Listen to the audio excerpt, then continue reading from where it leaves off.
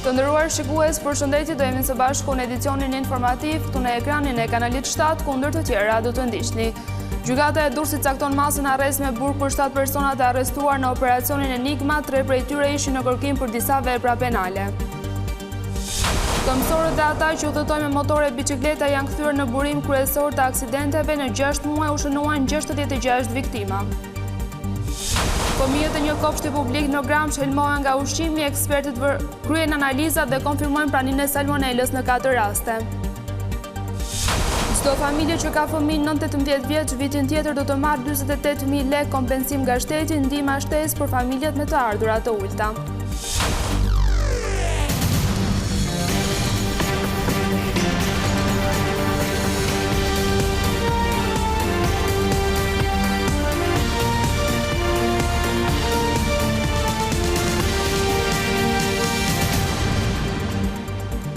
Gjërësisht me zhvillimet kryesore të ditës së sotme. Gjykata e Durrësit la në burg 7 persona të arrestuar gjatë operacionit Enigma. 3 prej tyre ishin në kërkim për trafik droge dhe pjesëmarrje në organizata kriminale.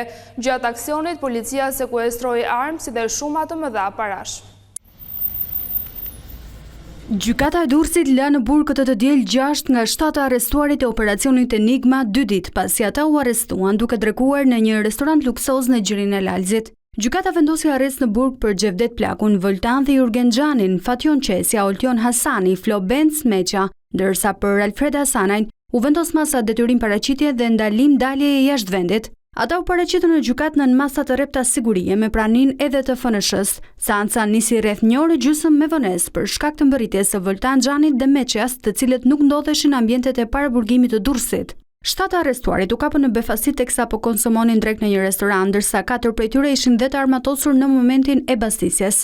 Mes të arrestuarve është edhe Xhevdet Plaku, i njohur me Novkën Kis, i cili ishte shpallur në kërkim ndërkombëtar, pasi ishte arratisur nga burgu i Ankonës në janar të këtij viti, ku vuante dënimin për trafik droge. Ndërsa Floben Smeqa, alias Gega, alias Drini nga Shkodra, ishte shpallur në kërkim nga Spaku prej një viti, si pjesë e dosjes plumbi art. 43 vjeçari akuzohet për veprat penale, organizat kriminale dhe sigurimi i kushteve dhe mjeteve për të kryer vrasje. Voltan Xhani ndërkohë është i dyshori kryesor për organizimin e vrasjes së Elisë Roshkodolit në Shkodër mesditën e 30 gushtit 2024. Sipas policisë, 39 vjeçari rezident në Holland ka siguruar armët dhe makinat që u përdorën në vrasje, ndërsa i vëllai Gerti e ka përkrahur në krim. Të dy vëllezërit janë pronar të disa bizneseve. Një sasi eksplozivi është hedhur gjatë natës në një lokal në lagjen Çlirimi në qytetin e Beratit. Tritoli shpërtheu në orët e para të mëngjesit në biznesin në pronësitë e Sali Fetiut, duke tronditur banorët e zonës. Sipas policisë, sasia e lëndës plasëse ishte e vogël dhe fatmirësisht shkaktoi vetëm dëme materiale. Ndërkohë lokali prej 2 vitesh ka qenë i mbyllur. Dyshohet se në sulmi me tritol ishte një paralajmërim për djalin e pronarit të lokalit 37 vjeçarin Aslan Fetiu. Ky i fundit në muajin mars ka plagosur me thik një klient 85 vjeç. Burimet policore bëjnë me dije se plagosja e 2 muajve më parë nuk është pista e vetme ku po hetohet, por verifikohen gjithashtu edhe prishja e pazareve të drogës. Nga janari deri më sot, në vend ka ndodhur 413 aksidente në të cilat kanë humbur jetën 66 persona. Policia rrugore vëren se këmbësorët dhe ata që udhëtojnë me bicikleta dhe motor janë kthyer në burimin kryesor të përplasjeve me pasoja të rënda.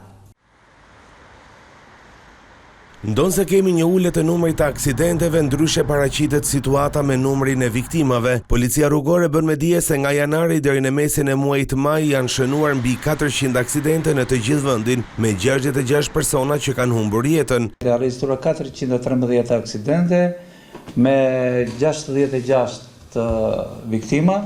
Me krahasim me vitin e kaluar, gjatë kësaj periudhe janë rreth 87 aksidente më pak se sa viti i kaluar. Pra ka një reduktim të numrit të aksidenteve, ndërsa te pasojat kemi shtim me 10 të vrarë më tepër. Yzeiri sqaron se ka rënë numri i aksidenteve me përplasje të mjeteve, por janë rritur ato ku përfshihen këmbësorët dhe motorët. Vjet re që ne kryesisht nuk i kemi aksidentet mjet me mjet, pra siç tham, janë këmbësorët, motociklistët, biciklistët. Më pak janë rastet me mjet. Shumica atyre janë humbja e kontrollit dhe kjo humbja e kontrollit në rrugë kryesisht janë nga përdorimi i aparateve celular. Blut shtojnë se 1 në 3 aksidente janë si pasojë e këmbësorëve.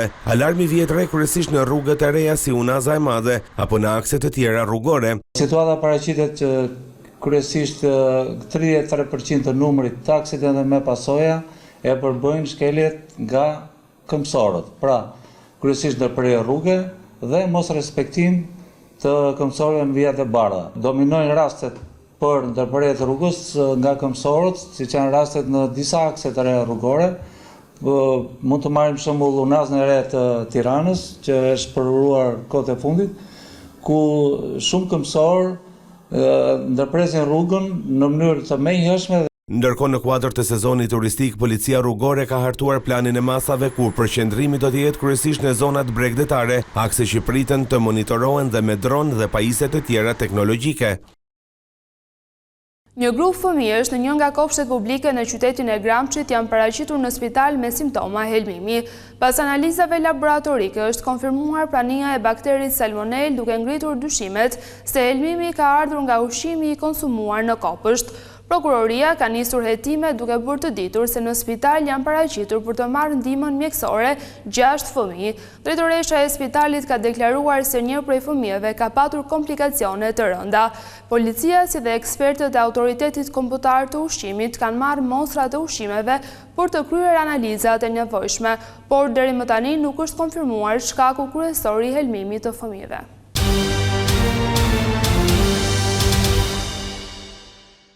Rreth 300.000 familje që kanë fëmijë 9-18 vjeç, vitin tjetër do të përfitojnë kompensimin financiar në shumën e 48.000 lekëve. Ligji i ri parashikon edhe një ndihmë shtesë për ato familje që kanë të ardhura të ulta, me kusht që ato të ruajnë faturat e shpenzimeve të arsimit. Të gjithë çiftet me fëmijë 9-18 vjeç, duke nisur nga ky vit, do të kenë disa procedura të reja tatimore në mënyrë që të përfitojnë rimbursimet që parashikon ligji i tatimit mbi të ardhurat. Konkretisht, prindi me të ardhurat më të larta në familje do t'i rimbursohen 48.000 lekë për çdo fëmijë, por kush ka të drejtë të përfitojë këtë rimbursim?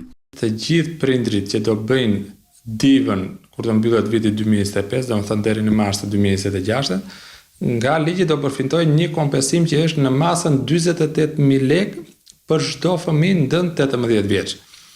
Procedura sipas ligjit është e tillë që pasi të plotësohet diva, ata do bëjnë një kërkesë tatimeve që kë shumë të kompensohet duke bashkangjitur dhe një certifikat familjare. Por kjo është hera e parë që shteti do të aplikojë kompensime. Përfitues janë me qindra familje në Shqipëri, ndaj mbetet për tu parë se si do ta menaxhojë administrata tatimore këtë proces. Praktik do mbetet për tu parë, duke qenë se do janë gjithë shumë familje, mbi 300.000 familje që do përfitojnë dhe sa efektive do jetë ose sa shpejt do jetë administrata tatimore për të kthyer këto lekë. Kjo mbetet për tu parë në vitin e vazhdim. Por ligji parashikon dhe një tjetër kompensim për fëmijët në shumën 100.000 lekë në vit, vetëm për qëllim arsimimi. Kushti është nëse të ardhurat janë më të ulta se 1.2 milion lekë në vit. Jo të gjithë e përfitojnë vetëm familjarët që kanë të ardhura vjetore ndër 1.2 milion lekë të reja. Poshtë 1.2 milion lekë. Ai familjar që kanë të ardhura më pak se 1.2 milion, prindi që ka të ardhurat më të larta do bëj dhe aplikimi për përfitimin e shumës së kompensimit për arsimimin, që shuma maksimale është deri në 100.000 lekë të reja, jo në vit. Por që të përfitohet ky kompensim, prindrit që sot duhet të ruajnë faturat e shkollës apo faturat e kurseve për arsimim. Dokumenti i nevojshëm që duhet bashkangjitur kur bëjmë kërkesën është certifikata familjare, kontrata me shkollën dhe pagesat në bankë janë bërë për shkollën. Por për shkollim, për kurse, jo balet apo kurse artistike, por kurse shkollore, gjuhë huaj apo. Pavarësisht se sa janë shpenzimet vjetore për fëmijët, kompensimi për arsim është vetëm 100.000 lekë. Por nëse prindrit nuk i dokumentojnë shpenzimet që kanë kryer, ata do të përfitojnë aq fatura sa do të dorëzojnë. Mjekët kardiolog tërheqin vëmendjen për shtimin e rasteve të hipertensionit edhe tek moshat e reja. Sipas tyre, stili i jetesës, duhani dhe alkooli bëjnë që sëmundja të dëmtojë organet. 39.1% e popullsisë shqiptare vuan nga hipertensioni arterial. Janë këto të dhënat më të fundit të dela nga Instituti i Shëndetit Publik. Sipas mjekëve specialistë, faktorët të cilët ndikojnë në shfaqjen e tij janë disa. Kohët e fundit kemi vënë një shtim të rasteve të reja me hipertension, sidomos kjo dhe tek moshat e reja. Vë theksin këtu stilit të jetesës, abuzimit me duanin dhe alkoolin, që ka rritur numrin e këtyre rasteve. Gjithashtu mikët nënvizojnë se trajtimi vazhdueshëm dhe i rregullt është thelbësor, jo vetëm për të mbajtur tensionin nën kontroll, por edhe për të parandaluar dëmtimet të organeve jetësore. Është e nevojshme që ky hipertension të mjekohet në kohë dhe në mënyrën e duhur për të shmangur dëmtimet e organeve target, siç janë dëmtimet e zemrës, dëmtimet e veshkave apo dëmtimet e tjera vaskulare. Është shumë e rëndësishme që pacienti të marrë mjekimin në mënyrë të rregullt, sepse shohim shumë pacientë të cilët me kokën e tyre ndërpresin mjekimin e hipertensionit. Disa pacientë kanë një fobi shumë të madhe që të marrin mjekimin e duhur për një kohë të gjatë. Po nga ana tjetër, hipertensioni nuk mjekohet vetëm me një bar. Është ajo që ne themi polifarmacia, që duhen disa medikamente për ta stabilizuar atë. Specialistët rekomandojnë kryerje të aktivitetit fizik, ushqime sa më të shëndetshme dhe evitimin e alkoolit e cigares. Të ndryshojnë stilin e jetesës, të përqasen një dietë mesdhetare, të ulin përdorimin e kripës, të shtojnë aktivitetin fizik, shumë e rëndësishme aktiviteti fizik, dhe pacientët ose personat të cilën kanë një histori familjare për hipertension, ta përqasin më shumë një stil jetese më adekuat. Muaj maj shërben për ndërgjegjësimin e popullatës, për monitorimin e presionit të lartë arterial dhe parandalimin e sëmundjeve kardiovaskulare.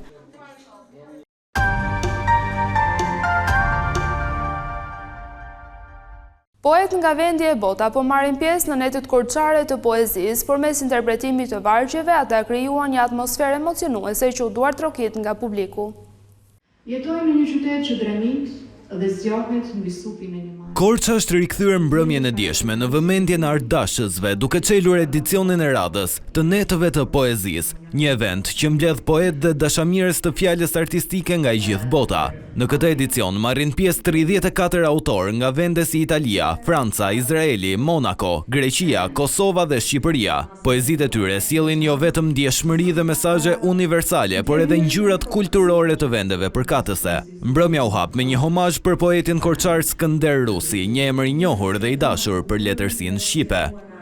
Korça është poezi dhe emri poetit Skënder Rusi lidhet drejt për drejt me atë pasion që ka sjell ka 29 vjet poetët në qytetin e Korçës për të qenë pjesë atij vibrimi të çuditshëm që ky poet ka për të ngacmuar dhe frymëzuar krijuesit dhe të përcjell dhe për të përcjell dhe për të ndarë ato emocione që poezia di të përcjell. Sot netët u çelën me emrin e poetit Skënder Rusi dhe me vargjet e tij. Autorët theksuan rëndësinë që kanë këto net poetike për promovimin e krijimtarisë, si dhe për ndërtimin e urave të reja bashkëpunimi mes kulturave dhe popujve. Zërat e poetëve Valbona Lola, Arian Kallço dhe Stefania Romito sollën emocione të veçanta për publikun. Netët korçare të poezisë është një event i veçantë, siç e shikoni, kanë marrë pjesë autorë nga e gjithë bota.